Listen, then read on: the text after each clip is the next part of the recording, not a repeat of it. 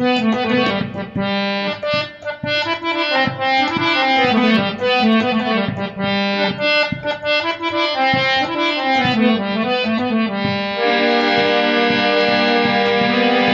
की बड़ा नीक लागे अपना देशवा के माटी, बड़ा नीक लागे। अरे नाही कवनो भेद भाव, ओ नाही कवनो भेद भाव, नाही कवनो जाति, बड़ा नीक लागे अपना देशवा के माटी, बड़ा नीक लागे अपना देशवा के माटी, बड़ा नीक लागे।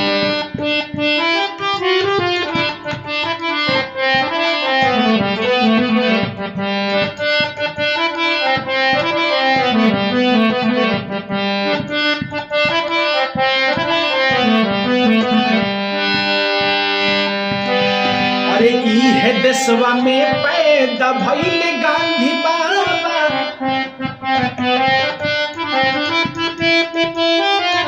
ई है देशवा में पैदा भइले गांधी बाबा।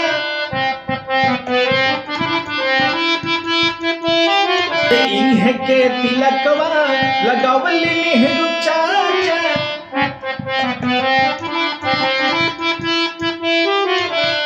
अरे अंग्रेज भाग गईल, ओ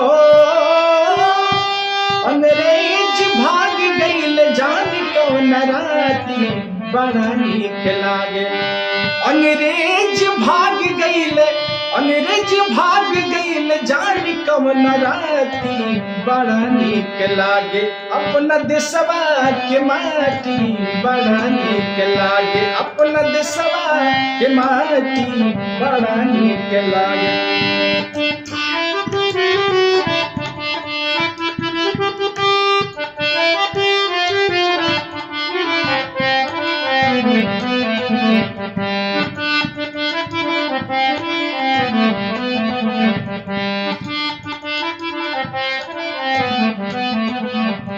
आगे आगे हौद चल पीछे से किसानमा,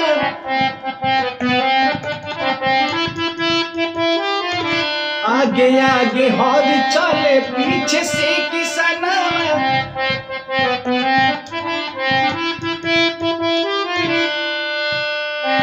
अरे गोड़वा में माटी लागल कान्हवा पर हलावा,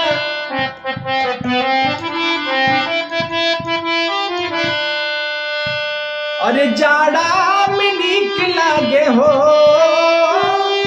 जाड़ा में नीक लागे, जाड़ा में नीक लागे मकैया के बाली, बड़ा नीक लागे। जाड़ा में नीक लागे मकैया के बाली, बड़ा नीक लागे अपना देशवा के माटी, बड़ा नीक लागे अपना देशवा के माटी, बड़ा नीक लागे। नाही कवनो भेद भाव, हो नाही कवनो भेद भाव, नाही कवनो भेद भाव, नाही कवनो जाति, बड़ा नीक लागे। अरे बड़ा नीक लागे अपना देशवा के माटी, बड़ा नीक लागे अपना देशवा के माटी, बड़ा नीक लागे।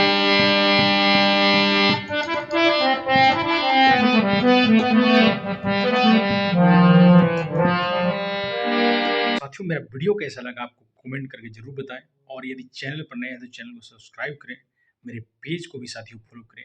चलिए बहुत बहुत धन्यवाद मेरी वीडियो देखने के लिए। आप ऐसे ही मेरी वीडियो को देखते रहें, शेयर करते हैं, कमेंट करते हैं, बहुत अच्छा लगता है। धन्यवाद।